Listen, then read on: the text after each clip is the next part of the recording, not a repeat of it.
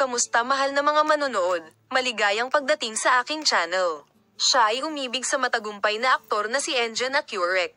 Hindi naantala ang anunsyo ng kasal ni Tugbo Buyek Usten.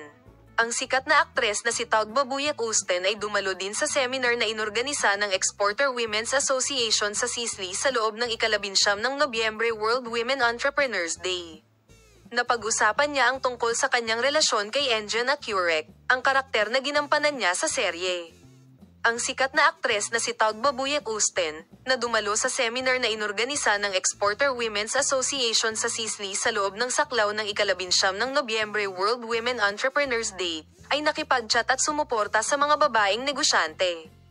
Binibigyang diin ng Tugbo Buyek Usten ang kahalagahan ng pagsuporta ng mga kababaihan sa isa't isa.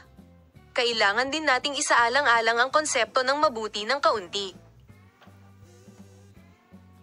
Ang social media ay naging sanhi ng pagkalito ng lahat.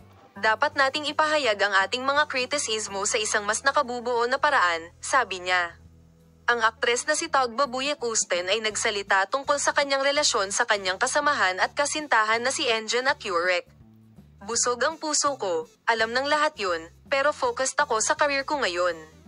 Ayokong magsabi ng tiyak tungkol sa kasal, ito ang buhay, lahat ay tadhana.